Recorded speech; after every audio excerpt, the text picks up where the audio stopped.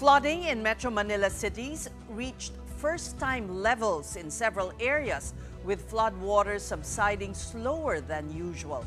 In Parañaque, water levels rose higher than an average person in several barangays, as shown and described in this video taken in Barangay Moonwalk.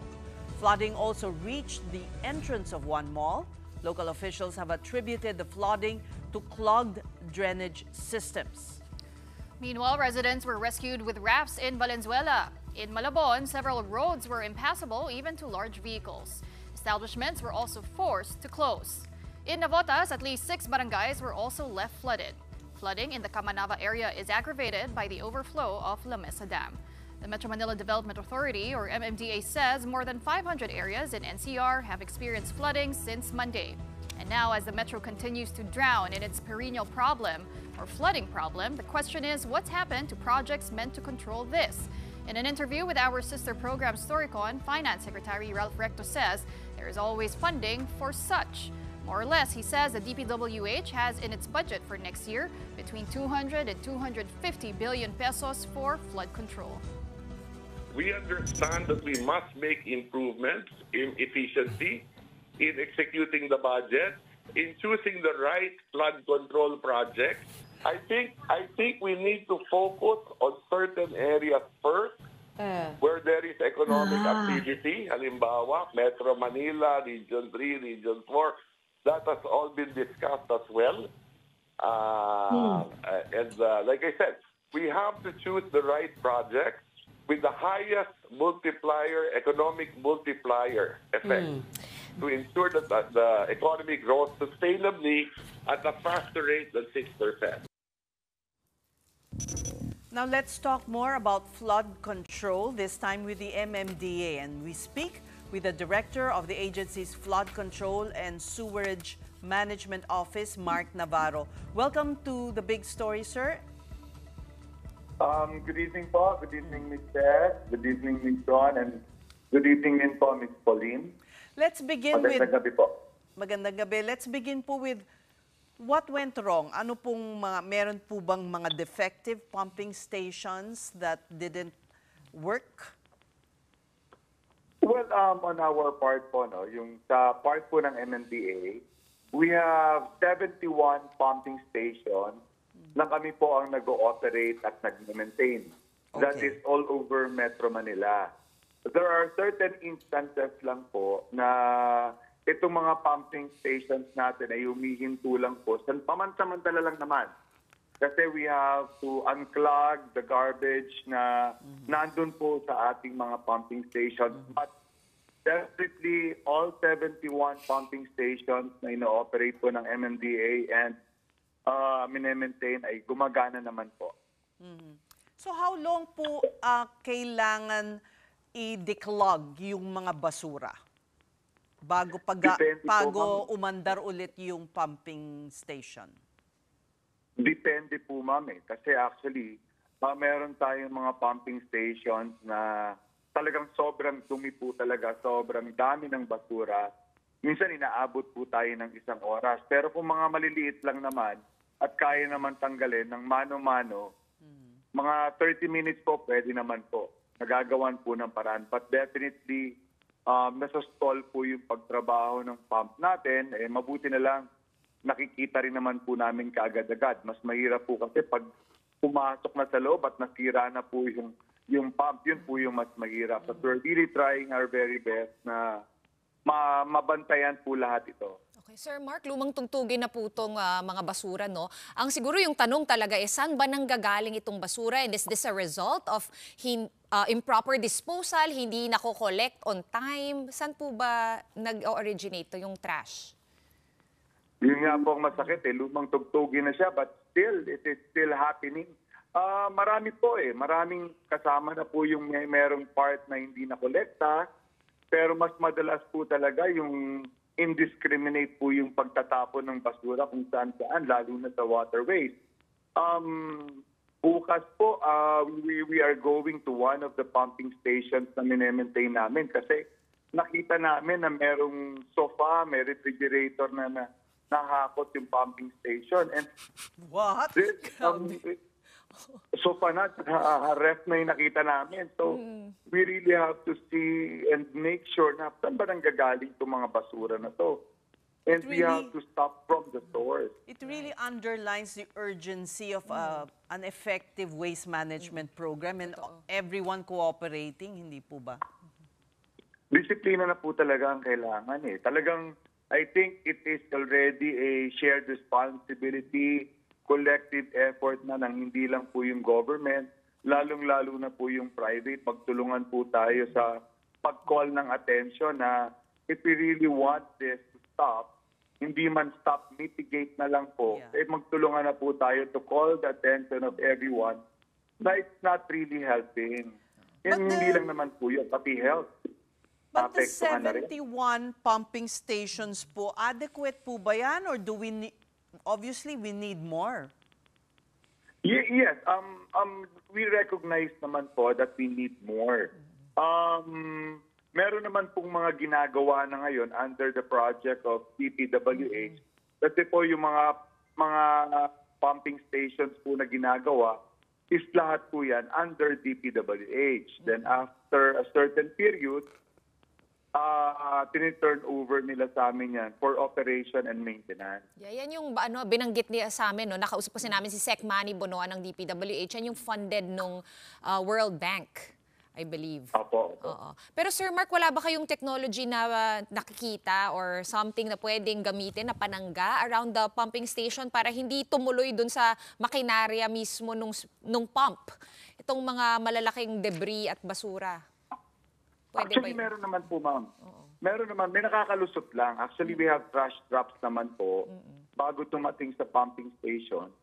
Kaya napipigilan din po natin yung ibang basura. Kaya lang, meron pa rin nakakalusot na mga maliliit. And yun naman po, yung nakita nating sofa at saka ref, hindi naman po yun talaga nakapasok sa pump. But we have to harvest this garbage kasi nakapasok na po dun sa compound namin. So, yun lang po. Kung wala pong trash, pumasok na po talaga sa pumping station natin ngayon. Well, Sir Mark, Meron tayong trash drops, ma'am. Okay. Last week, sir, nagsama po ang MMDA at ang Manila LGU sa pagbubukas ng bagong floodgate sa Manila Bay, pati na rin yung paglalagay nga ng trash trap sa Manila Yacht Club. Based on your assessment, sir, nakatulong po ba yun para maibsan yung baha nitong mga nakaraang araw? Dati po kasi, no, based on experience po, yung Lasal, yung Taft at saka yung area na yan po, umaabot po yan hanggang tukod. Pero ngayon pong mga tag-ulan na to, kahit po tuloy-tuloy, kadalas ang ng assess na nakita namin, gutter deep lang po, 8 inches lang po. So, nakita rin po namin, meron kami mga tao na nagbantay din sa yacht club kasi para makita namin yung flow ng water. Kahit po mataas kahit po high tide sa Manila Bay, dumaan pa rin po yung tubig palabas po ng yacht club. Pero ano po yung sinasabi ni Mayor Isko na may mga defective pumping stations? Yun ba yung sinasabi niyong tumitigil dahil maraming basura? It's not really defective or meron talagang defective? Okay. Hindi yung sinasabi po kasi ni Mayor Isko, no? That is, hindi po siya kasama dun sa 71 pumping station. I think napansin po kasi na merong pumping station na naitayo doon po sa May Rojas Boulevard to help ease out yung paglabas po ng tubig dito sa Manila Bay. So who operates Pero that? Pero po kasi, Who operates that? MMDA, DPWH, or? wala pa pong nag-ooperate kasi actually hindi pa po siya nata-turn over sa amin. I see. Hindi pa po siya nata-turn over sa amin. So, hindi po namin alam technically ang status nun kung nag-ooperate na o gumagana na. But definitely, pag siya po ay naging operational, it will help po, lalong-lalo na dyan sa area ng Ermita at Padre Paura po. Ayun nga kasi, no, Sir Mark, so merong itong pumping station in particular, hindi siya kasama dun sa 71 stations around Metro Manila. Kung titingnan natin, no, yung mga individual na proyekto na pumping station ng mga LGU, nasa ilang pumping station ba talaga ang meron natin sa NCR? So yung sa amin po kasing ino-operate ay 71 po. Kung meron pong ginagawa, hindi po namin kasi, hindi pa nako-coordinate sa amin lahat. So, kino-coordinate lang po sa amin yan once tapos na po or ginagawa pa lang po. Pero right now, hindi pa po siya nako-coordinate, lalo na po yan tatlong sinasabi yata ni Mayor Isko. Pero there are areas na alam naman namin kasi nakikita namin na may ginagawa, gaya po nung sa QC, meron po tayong 4 dun sa Metro House District. Yun po, na makakatulong din po yun dahil mataas po ang baha ngayon din sa area na yun. So once na matapos po yun, mati-turnover po. Kung assuming ma-turnover sa amin, makakatulong po yun. Ano naman po yung nabara ng Dolomite Beach? Meron nga bang waterway, maybe not pumping station, but daanan ng tubig sa ilalim ng Dolomite Beach that used to be handled by MMDA? Yun po ang sinabi ni Secretary Bonoan sa amin dito sa show. Pakiulit po yung tanong, ma'am, no? Kasi hindi po clear masyado. Pakiulit po. Yung daanan po ng tubig na natabunan ng Dolomite Beach, tama po ba na ito ay humingi kayo ng tulong according to Secretary Bonoan sa DPWH para magamit yung mga daanan ng tubig sa ilalim ng Dolomite Beach or in that area? Is that correct? Is that right? I have to verify it, ma'am, no? Kasi technically speaking, ma'am, nung wala pa pong Dolomite Beach, meron po tayong tinatawag kasing natural flow of water. From Taft Avenue, lumalabas po yan, diretso po sa Manila Bay. Yun nga Diretso po yan. Tapos, Yun po yun. nabara ng Dolomite ngayon, Beach. Nabara. In effect po, nabarahan na-impede yung flow ng water. From Taft. Okay. Ngayon naman po, kaya nga ang ginagawa namin is pinag-aaral, ano pa ba yung mga ways para po mailabas yung tubig from Taft without, of course, without removing the Dolomite Beach. So you asked the help of DPWH to do that?